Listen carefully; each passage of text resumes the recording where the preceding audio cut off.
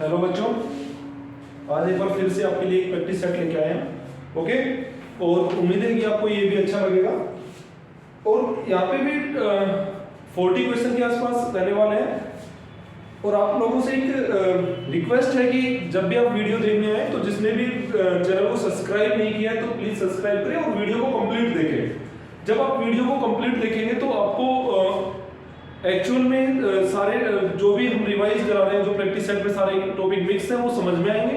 अगर आप कुछ टाइम देखोगे फिर बीच में स्किप कर दोगे या फिर बीच में छोड़ दोगे तो हो सकता है कि कुछ इंपॉर्टेंट क्वेश्चन आपके रह जाए। ओके, तो आई होप आज की आप क्लास कंप्लीट देखने वाले हो। तो देखिएगा, स्टार्ट करते हैं। फर्स्ट क्वेश्चन हमारा कैलेंडर का है। क्वेश्चन में दिया हुआ है how many times do the hands of a clock coincide in a day, यानी कि एक दिन में कितनी बार दोनों नीडल्स, मिनट हैंड और अरेंड की बात होती है, यहाँ पे दोनों नीडल्स कितनी बार एक साथ होंगी। तो देखिएगा बेटा, 0 डिग्री का पूछ रहे हैं तो 0 डिग्री की नीडल 0 डिग्री का एंगल 1 आवर में 1 टाइम बनाती है, 12 आवर में 11 टाइम बनता है एंड 24 आवर में 22 टाइम बनता है, राइट। 0 डिग्री का एंगल, क्योंकि 12 to 1 नहीं बनता है 0 डिग्री का एंगल, ये मैं ऑलरेडी आपको बता चुका हूँ। ओके, तो यहाँ पे जो आंसर आएगा वो 22 आएगा कि एक दिन में दोनों नीडल्स कितनी बार एक साथ होंगी, 22 टाइम्स होंगी। नेक्स्ट है at what time between 7 o'clock and 8 o'clock will the hands of a clock be together. Same है कि 0 डिग्री का एंगल 7 to 8 o'clock के बीच में किस टाइम पे बनेगा, वो हमें टाइम फाइंड आउट करना है। तो 0 डिग्री के लिए हमारे पास फॉर्मूला होता है 60 डिवाइड बाय 11 इनटू टाइम। ये जो टाइम है, यहाँ पे हम टाइम की वैल्यू पुट करते हैं r की वैल्यू, और यहाँ से जो वैल्यू फाइंड आउट होगी वो हमारे मिनट्स होंगे, राइट। तो यहाँ पे हम पुट करेंगे 7, क्योंकि 7 बज के कुछ मिनट आएंगे हमारे। अगर हम यहाँ पे 8 पुट करते हैं तो 8 बज के कुछ मिनट, यानी कि 8 और 9 के बीच का वो टाइम आएगा। हमें टाइम बताना है 7 to 8 का, तो 60 डिवाइड बाय 11 इनटू 7 हमारे पास आ गया है 420 अपॉन 11।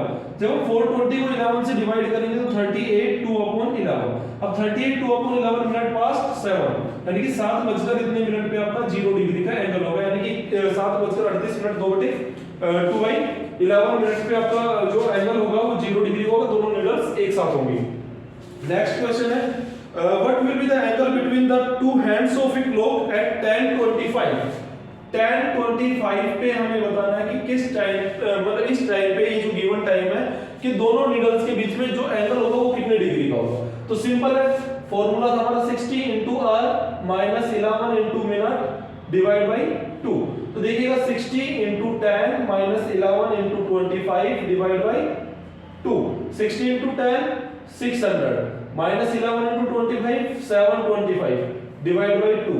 अब यहाँ पे हम माइनस करेंगे तो 325 डिवाइड बाय 2 आपका जो आंसर होगा 162.5 डिग्री होगा, राइट। तो आपका जो आंसर होगा वो 162.5 डिग्री। अब इसने बोला कि if time in a clock is 3:13, कि क्लॉक में जो टाइम है वो 3:13 है, तो हमें बताना है कि जब हम उसको मिरर में देखेंगे तो वो टाइम क्या होगा। देखिए बेटा, ये थोड़ा सा एक डिफरेंट कांसेप्ट है। ये एक्चुअली हम आपको मिरर इमेज, वाटर इमेज में कराते हैं। तो अगर इसमें पूछ लिया जाए तो भी कोई दिक्कत नहीं है कि कोई भी क्लॉक है मिरर के सामने लगी हुई है, तो चाहे तो रियल टाइम पूछा होगा तो मिरर का टाइम गिवन होगा कि जो मिरर में जो उसकी इमेज बन रही है, तो जो मिरर में जो टाइम शो हो रहा है, या फिर रियल टाइम गिवन होगा और आपसे पूछा जाएगा कि जब हम मिरर में देखेंगे तो मिरर में कितना टाइम दिखेगा। तो हमें क्या करना होता है, 1160 से उस टाइम को माइनस करना होता है, राइट। 11 से r की वैल्यू माइनस करेंगे, 60 से मिनट की वैल्यू माइनस करेंगे। फॉर एग्जांपल इस क्वेश्चन में हम करते हैं 1160 - 313। ओके, तो 313 को हम जब माइनस करेंगे तो ये 47 और ये 8, तो आपका जो आंसर होगा 847 होगा। देखिए ये वैल्यू जो है आपको याद रखनी है कि 1160 से हम माइनस करेंगे, जो भी टाइम गिवन हो उस टाइम को हम 1160 से माइनस कर देंगे। ओके, और अगर ये जो टाइम है ये मे बी 11 o'clock के बाद का टाइम हो, यानी कि 12 o'clock होके 12 के बाद का कुछ टाइम हो, तो हम इसको माइनस कर देंगे 2360 से। फॉर एग्जांपल मैंने बोला कि 12:25 का एंगल हमें 12:25 पे बताना है कि जब हम इसको मिरर में देखेंगे तो हमारे पास क्या टाइम होगा। अब 12 हम 11 से माइनस नहीं कर सकते हैं, राइट, क्योंकि जो 12 है वो 11 से ग्रेटर है। तो 12 को हम क्या करेंगे, 23 से माइनस करेंगे। 12 25 को यहाँ पे आ गया 35 और ये 11, तो आपका जो आंसर होगा 1135 35 होगा, राइट। तो आई होप आप ये समझ गए होंगे कि जब टाइम 11 से नीचे है, 11 से कम है तो 1160 से हम माइनस कर देंगे जब बात हो रही हो मिरर इमेज की, राइट। और जब वोटर इमेज के लिए कुछ डिफरेंट है जो हम वोटर इमेज के साथ उसको करा देंगे, डोंट वरी। नेक्स्ट है which of the following diagram indicates the best relation between author lawyer and singer, between author lawyer and singer. अब देखिए बेटा, एक ही कैंडिडेट मल्टी प्रोफेशन से रिलेटेड हो सकता है। जैसे जो ऑथर है हो सकता है वो एक अच्छा लॉयर भी हो, और जो एक अच्छा लॉयर है तो वो गा भी सकता है। ऐसा नहीं कि जो लॉयर है वो गाना नहीं गाएगा, सिर्फ कोर्ट में बहस करेगा, नहीं।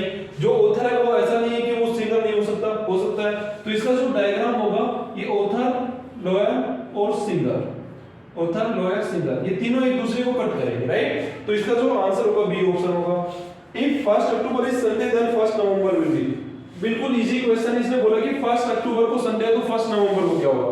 देखिए 1 अक्टूबर संडे है। अब या तो आपको कुछ भी समझ में नहीं आ रहा है तो क्योंकि एक ही मंथ का गैप है तो अब डायरेक्ट आप इसको निकाल सकते हो। 1 को अगर संडे है तो 8 को भी संडे होगा, 8 के बाद 15 को भी संडे होगा, 22 भी संडे होगा एंड 29 भी संडे होगा, राइट।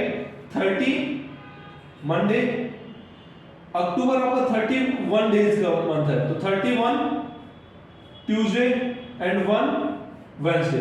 तो आपका जो आंसर होगा वो वेडनेसडे होगा। या फिर आप इसका गैप निकाल के एक्स्ट्रा डे निकाल के भी कर सकते हो, वो लॉजिक मैंने आपको कैलेंडर में पूरा बता रखा है। अगर ये गैप कम है तो यहां से भी आप कर सकते हो। यहां पे एक कॉन्फिडेंस बनता बचेगा कि हाँ मेरा गलत नहीं है। क्यों? क्योंकि उसने एक ही मंथ का गैप है तो उसने काउंट किया है, राइट। क्योंकि हर 7 डेज के बाद सेम डे आता है तो इसलिए 1 और के बाद 1 + 7 8 15 22 29 30 29 पे संडे आ गया, 30 पे मंडे, 31 पे ट्यूसडे और 1 पे वेडनेसडे। नेक्स्ट है Sukanya went to the movie 9 days ago. She goes to the movie only on Thursday. ये कह रहा है कि 9 days ago मूवी गई है वो, 9 days ago, यानी कि आज, अगर आज की बात की जाए इससे 9 दिन पहले 1 2 3 4 5 6 7 8 9 इस दिन वो मूवी गई है। और उसने बोला कि वो मूवी सिर्फ थर्सडे को जाती है, राइट। तो हमें बताने की आज कौन सा दिन है। अब ये आपका थर्सडे है तो इससे Friday, Saturday, Sunday, Monday, Tuesday, Wednesday, Thursday, Friday, Saturday. तो आज कौन सा दिन होगा? नहीं, 14th of the next month again is okay. तो आज कौन सा दिन होना चाहिए देखते हैं।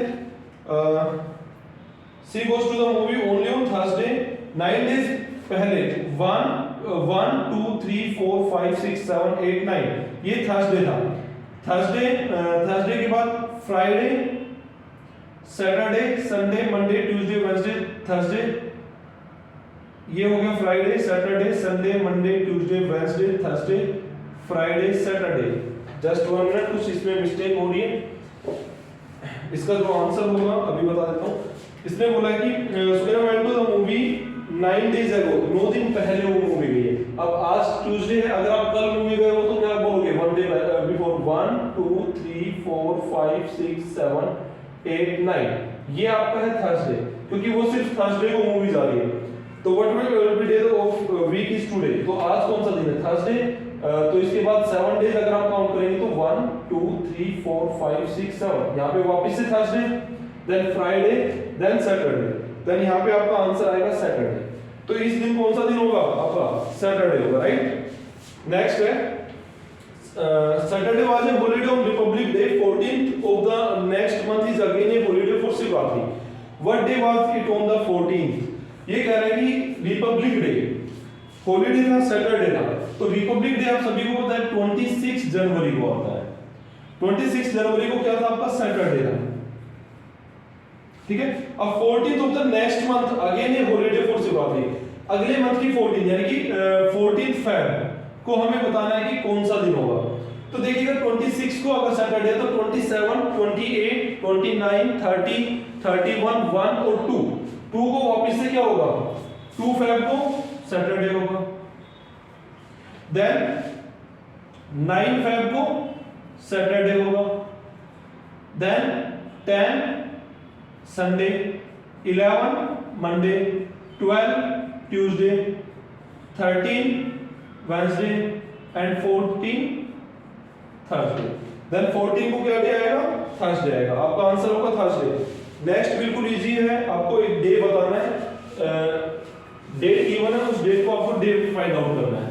आई होप यहाँ तक आपको समझ में आ गया होगा। और इतने अच्छे से कैलेंडर वाला टॉपिक डाला हुआ है, वहां पे आप कैलेंडर वाली वीडियो देखोगे तो सारे क्वेश्चन आप इजीली निकाल पाओगे, कैलेंडर के कोई इशू नहीं होगा। क्लॉक भी डाला हुआ है, कैलेंडर भी डाला हुआ है, आप प्लेलिस्ट में जाके आप देख सकते हो। ओके, तो नेक्स्ट क्वेश्चन हम सोल्व करते हैं। इसने बोला कि find the day of the week 25 दिसंबर 1995। 25 दिसंबर 1995 को डे हमें फाइंड आउट करना है। अब देखिएगा ये ईयर कंप्लीट नहीं है, तो 1994 के हम पार्ट्स करेंगे। इसके अलावा एक और मेथड भी है। आपको पता है कि 25 दिसंबर पूछा हुआ है, लास्ट से 6 डेज हम कम कर सकते हैं, क्योंकि 365 डेज में से 6 डेज कम करके भी हम इसको निकाल सकते हैं। तो 1994 के हम पेयर करेंगे, पार्ट्स करेंगे।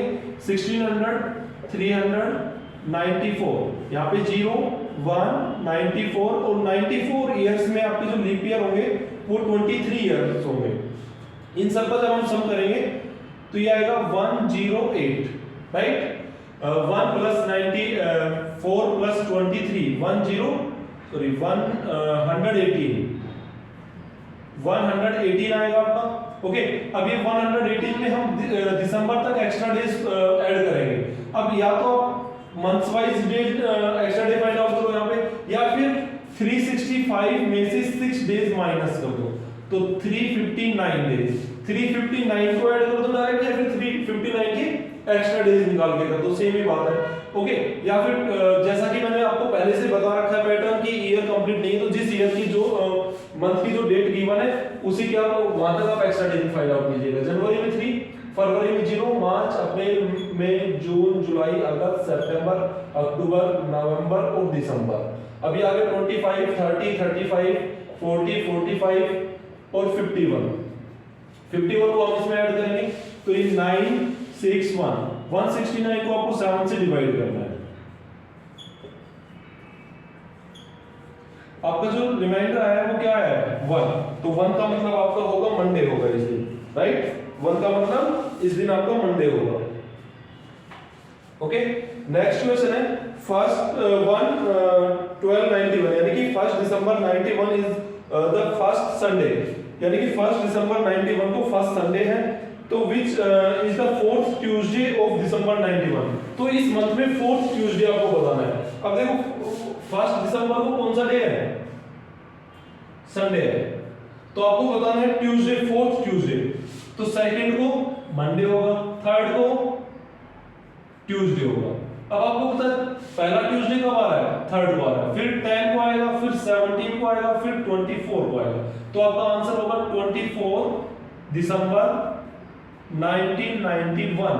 तो 24 दिसंबर 1991 को आपका 4th ट्यूसडे होगा, राइट। नेक्स्ट क्वेश्चन करते हैं। नेक्स्ट क्वेश्चन में दिया हुआ है if plus stand for multiply, minus stand for divide, multiply stand for minus and divide for plus, find the value of 12 plus 90 minus 5 multiply 9 divided by 3। अभी जो symbol आपने change किए ये आपको चेंज करने हैं जो डायरेक्शन में दिए हुए हैं। अब प्लस स्टैंड फॉर मल्टीप्लाई, तो 12 multiply 90 minus 4 divide by 5 multiply for minus 9 and divide for plus 3। अब सबसे पहले बोर्ड मास के अकॉर्डिंग तो हमें डिवाइड करना होता है, तो 12 मल्टीप्लाई, अब 90 को 5 से डिवाइड करेंगे तो 18 माइनस 9 प्लस 3। अब मल्टीप्लाई हम करेंगे, अब 18 को मल्टीप्लाई करना हमें 12 से, 216 माइनस 9 प्लस 3। अब बोर्ड मास के अकॉर्डिंग प्लस होगा तो 216 plus 3 219 minus 9, then answer is 210। तो आपका आंसर होगा 210, राइट।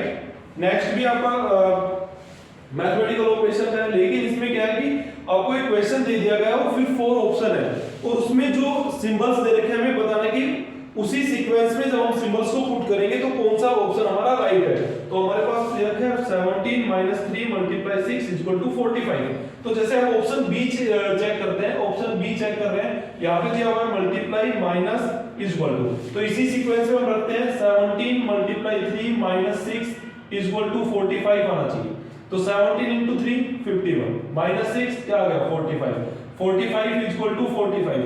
तो मींस ये वाली जो हमने साइन पुट किए हैं, इन साइन को पुट करने से हमारी जो इक्वेशन है वो बैलेंस है, तो मींस ये हमारा राइट है। ओके, तो ऑप्शन बी आपका राइट होगा। नेक्स्ट क्वेश्चन है 40 - 45 मल्टीप्लाई 5 = 1। सेम ही क्वेश्चन हमें बता रहा है कि कौन सा ऑप्शन हम पुट करेंगे कि हमारा आंसर राइट होगा। तो डी ऑप्शन हम करते हैं पुट, डी ऑप्शन इसका आई थिंक राइट आंसर है। तो 40 = 45 - 5 × 1। अब देखिएगा इस साइड 40 है, left hand side, right hand side भी 40 आना चाहिए। तो 45 5 × 1 5। अब 45 को जब हम 45 से हम 5 माइनस करेंगे तो 40, तो 40 = 40 मींस हमारे पास ये इक्वेशन भी राइट है। तो हमारे पास क्या सिंबल हुए इक्वल टू माइनस और मल्टीप्लाई। इस सीक्वेंस में जब हम सिंबल्स को पुट करेंगे तो हमारे पास जो आंसर आएगा वो राइट आएगा, राइट। नेक्स्ट क्वेश्चन देखिएगा। देखो तो मैथमेटिकल ऑपरेशन में सिर्फ आपको बोर्ड मास का रूल याद रखना है, उसके अलावा आपको कुछ नहीं करना। अगर आपने बोर्ड मास फॉलो किया है तो आपका आंसर राइट ही आएगा। ओके, नेक्स्ट क्वेश्चन देखिएगा। नेक्स्ट क्वेश्चन है आपका 18Q12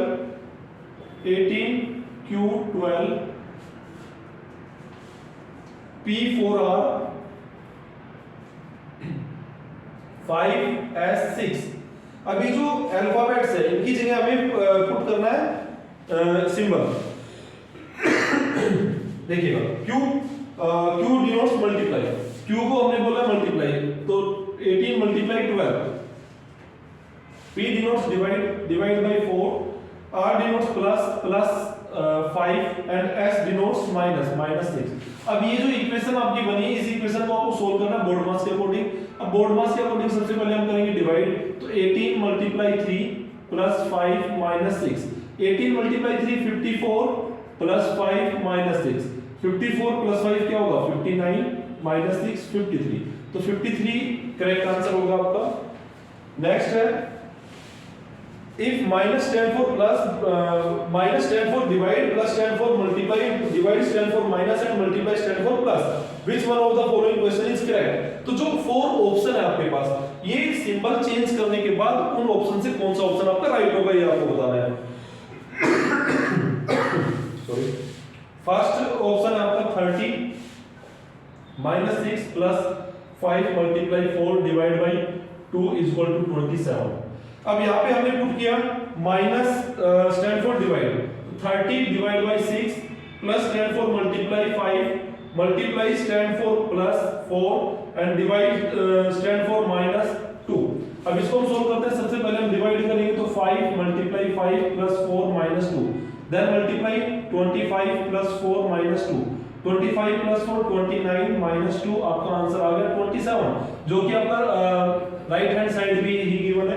मींस ये इक्वेशन जब हम ये साइन चेंज कर रहे हैं तो ये फर्स्ट ऑप्शन आपका राइट हो रहा है। फर्स्ट ऑप्शन से जो हमने जो इक्वेशन हमने उठाई है वो इक्वेशन हमारी बैलेंस है, तो मींस ये आपका राइट आंसर है। ओके, नेक्स्ट है in the code language hotel is coded as 55। Hotel को हमने बोला 55 लिखा हुआ है, then code is equal to, इसका कोड हमें बताना है। ओके, तो यहाँ पे आपको देख, मैंने जैसा कि पहले बताया कि कोडिंग में एक सबसे अच्छी बात ये है कि जो भी क्वेश्चन पूछा जा रहा है उससे पहले एक ऐसे एग्जांपल आपको दिया जा रहा है। ओके, तो यहाँ पे एग्जांपल क्या दिया है कि होटल को हमने 55 लिखा है। अब होटल को 55 लिखा कैसे है, किस पैटर्न से लिखा है, यहाँ पे 8 15 20 और 5 और 12 इनकी अल्फाबेट्स की पोजीशन मैंने यहाँ पे नोट की। इन सबको प्लस करके देखते हैं। जब हम इनको प्लस कर रहे हैं 20 20 40 और 20 60, ये हमारा इतना सम आएगा 68 + 15 23 + 20 43 + 48 60। देन यहाँ पे नंबर ऑफ अल्फाबेट्स कितने 1 2 3 4 5, होटल में नंबर ऑफ अल्फाबेट्स 5, तो 60 माइनस 5 55। तो हमारे पास ये जो लॉजिक लगा है कि लॉजिक है कि सभी अल्फाबेट्स की पोजीशन को हमने ऐड किया, देन नंबर ऑफ अल्फाबेट्स को उससे माइनस कर दिया सम से।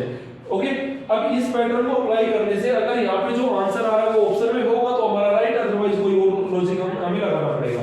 यहाँ पे 2 15 18 5 जब हम इनको ऐड करेंगे तो ये हमारे पास आ गया 40। ओके, और नंबर ऑफ अल्फाबेट्स के यहाँ पे 1 2 3 4, तो -4, 40 - 4 36, then answer is 36। Okay, next question देखिएगा, आपका है एनालिटिकल रीजनिंग का काउंटिंग ऑफ ट्रायंगल्स। तो ये थोड़ा सा अच्छा क्वेश्चन है। एक स्टार बना हुआ है पहले, देन तीनों दोनों ट्रायंगल से हमने मीडियन ड्रॉ कर रखी इस टाइप से। ओके, अब यहाँ पे देखिएगा फाइंड आउट करने का शॉर्टकट मैं बताता हूँ। पहले आपने स्टार बनाया तो स्टार में नंबर ऑफ ट्रायंगल्स 8, राइट। उसके बाद देखिएगा जब आपने ये लाइन लगाई है तो यहाँ पे भी आपके 1 + 2 और यहाँ पे भी इस वाले बेस में भी आपके 1 + 2 3 हो गई, लेकिन 3 में ये वाली आपकी 8 में काउंटेड है और ये कंप्लीट वाले भी काउंटेड है, मींस 1 2 1 2 4। तो इस लाइन से भी 4 आए होंगे +4, तो इस लाइन से भी 4 आए होंगे +4, टोटल हो गए आपके 20। अब इसके अलावा भी कुछ ट्रायंगल्स है, वो ट्रायंगल्स कौन से देखिएगा, 1 2 3 4 एंड 4 के बाद 5 6 और एक ये वाला 7। तो 7 हम और ऐड कर देंगे, टोटल हमारे पास जो ट्रायंगल्स होंगे यहाँ पे 27 होंगे। ओके, नेक्स्ट है if z = 52, act = 48, then bet = हमें बताना है। आप सभी को पता है कि z का जो नंबर है, z की जो पोजीशन है वो 26 है, 26 को डबल किया 52। एक्ट में जो पोजीशन अल्फाबेट्स की 1 + 3 + 20, इन सब का सम करेंगे तो 24, 24 का डबल हम करेंगे तो कितना आएगा 48। देन बैट में भी हम ऐसे ही करेंगे 2 + 1 + 20, अब इन सब का सम क्या 23, 23 का डबल करेंगे तो क्या आएगा 46, देन आंसर इज 46। ओके, तो यहां तक आई होप आपको सबको समझ में आ गया होगा। 18 क्वेश्चन हम कर चुके हैं यहां तक। ओके, नेक्स्ट देखिएगा, सारे अच्छे क्वेश्चन है, इजी क्वेश्चन है और आपको अच्छे से समझ भी आ रहे होंगे।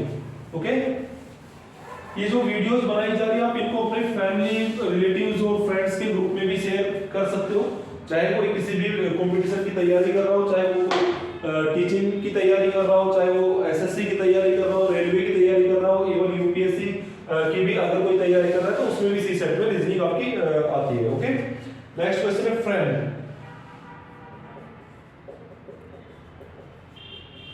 इसका जो कोड डाला हुआ है HUM JTK, देन हमें कोड बताना है CAMDLE।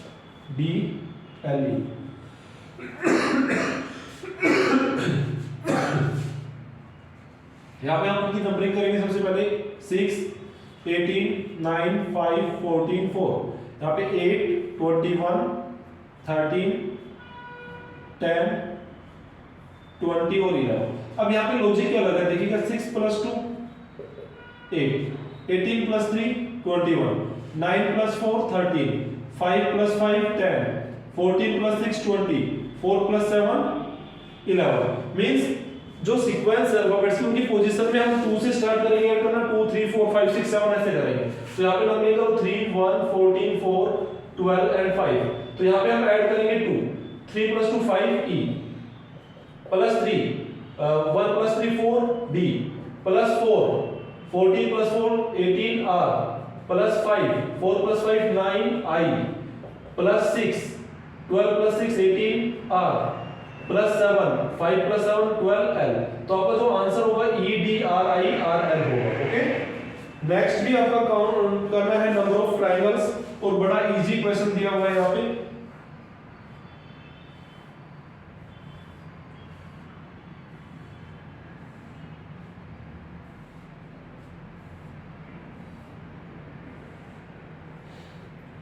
ये फिगर है अब यहाँ पे देखिएगा, आपने देखा ये एक क्वाड्रिलेटरल है, इसमें इंडिपेंडेंट ट्रायंगल 1 2 3 4, देन 4 का जब आप डबल करेंगे तो 8 ट्रायंगल्स, यहाँ पे भी एक क्वाड्रिलेटरल है तो 4 का डबल करेंगे 8 ट्रायंगल्स, ओके।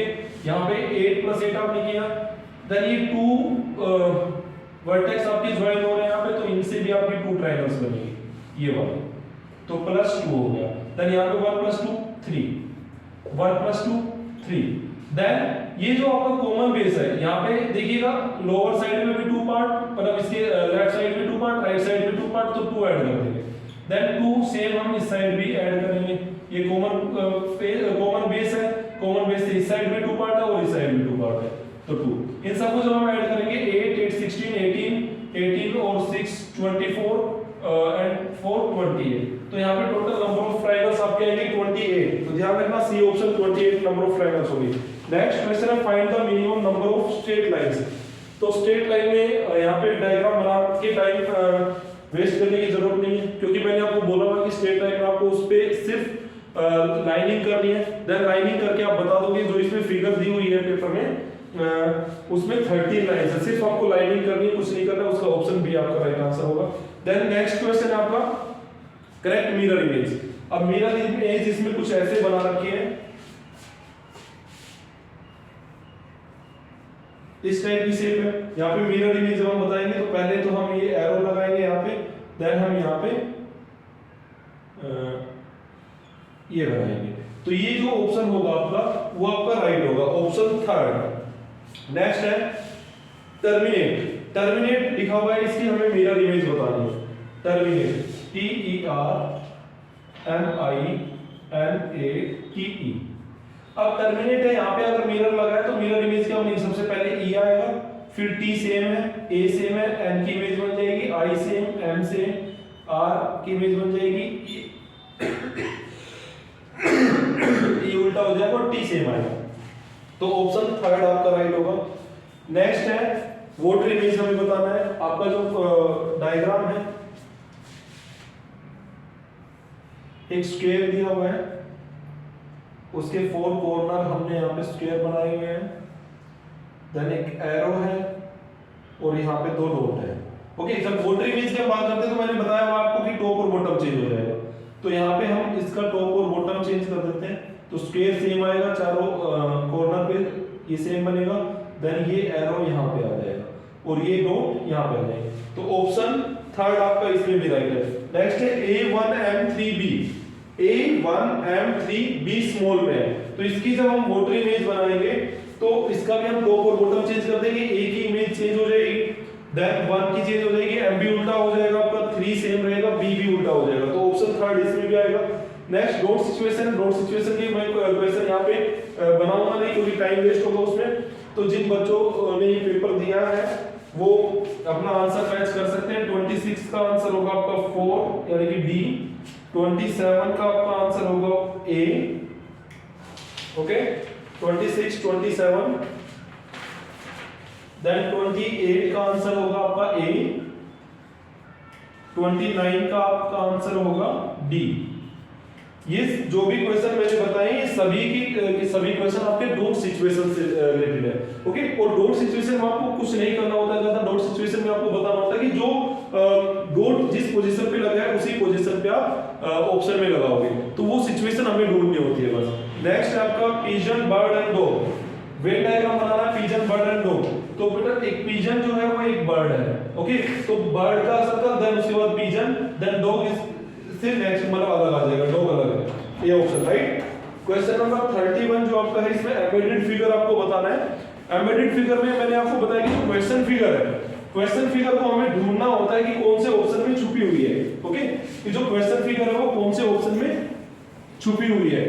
तो यहाँ पे जो फिगर दी हुई है क्वेश्चन फिगर में, उसको हमें बताना है कि कौन सा ऑप्शन है जिसमें वो फिगर हम as it is find out कर सकते हैं। तो यहाँ पे क्वेश्चन फिगर कुछ इस टाइप से है,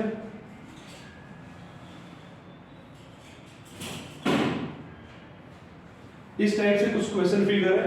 अब ये जो ऑप्शन फिगर हमसे दी हुई है इसमें ऑप्शन थर्ड यानी कि सी ऑप्शन में ये फिगर छुपी हुई है। तो यहाँ पे जो सी ऑप्शन बना हुआ है वो सी ऑप्शन है,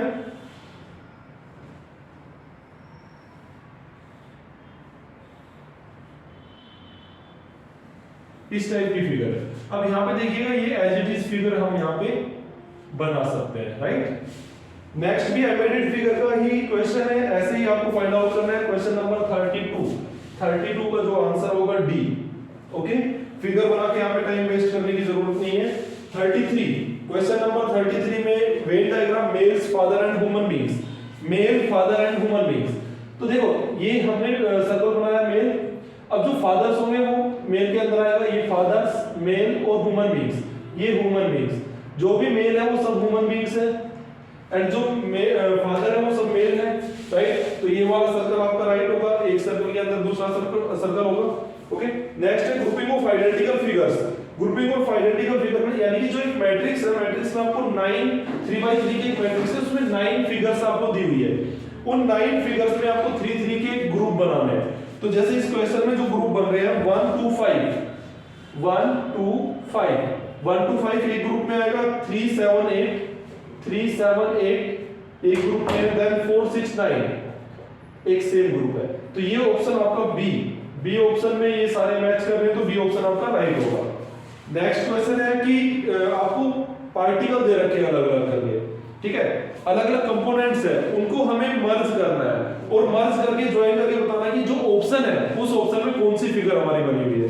तो जब हम उन पार्ट्स को मर्ज करेंगे क्वेश्चन नंबर 35 में, तो इन पार्ट्स को जब हम मर्ज करेंगे तो ऑप्शन सी आपका राइट आंसर होगा। देखो ये सारे डायग्राम यहाँ पे बना पाना पॉसिबल नहीं है, ओके, तो आपको थोड़ा अंडरस्टैंड करना पड़ेगा। नेक्स्ट है आपका डाइस का क्वेश्चन है, एक डाइस दिया हुआ है नेट की फॉर्म में, मींस ओपन करके दिया हुआ है।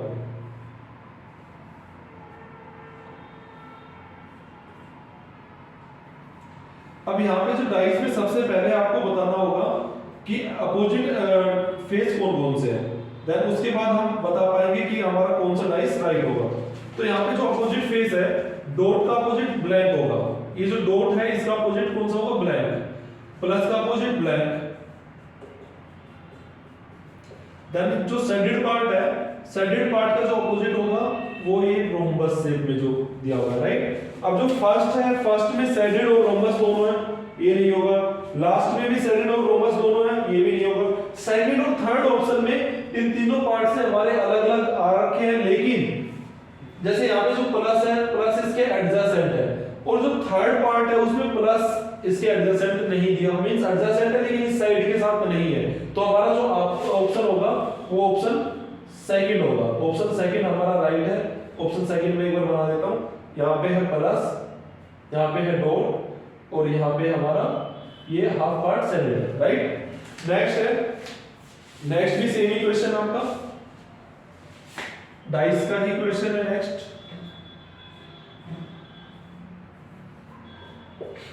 यहाँ पे सर्कल, स्क्वायर एंड ये कंप्लीट पार्ट शेडेड है। तो सबसे पहले हमें पता है कि ब्लैंक होगा, सेकंड भी ब्लैंक होगा, यहाँ पे ये अपोजिट होंगे, यहाँ पे ये अपोजिट होंगे, ब्लैंक का opposite shaded part, then circle का अपोजिट स्क्वायर। तो इनमें से तीनों में से एक एक पार्ट हमें दिखेगा, जो तीनों में से एक एक पार्ट हमें दिख रहा है वो हमारे डाइस राइट है। तो इसमें डाइस सेकंड और थर्ड हमारे राइट बनेंगे, क्योंकि तीनों ही पेयर से हमें एक एक फेस देखने को यहाँ पे मिल रहा है। तो आपका आंसर होगा 3 and 4 only, 3 and 4 only, okay. Next है आपका 3 डिफरेंट पोजीशन गिवन है डाइस में, यहाँ पे 4 डॉट एंड 2 6, इस पोजीशन में 1 5 6 3 4 5। अब आपसे पूछा गया है कि how many dots lie opposite 2 dots, तो 2 डॉट्स के अपोजिट हमें बताना है, 2 का अपोजिट बताना है। 2 तो सिर्फ यहाँ पे है, 2 के अलावा इस फर्स्ट पोजीशन के अलावा बाकी किसी पोजीशन में 2 नहीं दिया हुआ है। तो हम क्या करेंगे, यहाँ पे नंबरिंग करेंगे 1 2 3 4 5 6। तो हम क्यों ना किसी और नंबर का अपोजिट जान लेते हैं पहले। यहाँ पे दोनों में 5 है, तो हम 5 का अपोजिट जान लेते हैं पहले, ओके। तो यहाँ पे 5 के एडजेसेंट 3 and 4 है, तो ये आपके कैंसिल हो गए। यहाँ पे जो 5 के एडजेसेंट है 1 and 6 है, तो 1 and 6 भी कैंसिल हो गए। तो 5 का जो अपोजिट होगा वो कौन सा नंबर होगा, 2। तो 5 पे जो अपोजिट होंगे वो 2 डॉट्स होंगे, तो 2 डॉट्स का अपोजिट पूछा है, तो 2 डॉट्स का अपोजिट क्या होगा, 5 डॉट्स। नेक्स्ट है आपका फिगर मैट्रिक्स का ही क्वेश्चन है, इजी क्वेश्चन है, कोई प्रॉब्लम नहीं है। देखिए आपके लास्ट 2 क्वेश्चंस बचे हैं, अभी 2 मिनट में क्वेश्चंस हो जाते हैं। देन उसके बाद कोशिश कीजिए थोड़ा जल्दी इस पेपर को सोल्व कराने की, क्योंकि ज़्यादा टाइम वेस्ट करने की इसमें ज़रूरत थी नहीं, क्योंकि ऑलरेडी हम 2 पेपर सेम टाइप के और सेम स्टैंडर्ड के हम सोल्व कर चुके हैं। तो यहाँ पे आपको बहुत ज़्यादा बेसिक बताने की ज़रूरत नहीं थी। ओके, यहाँ पे एक लाइन है,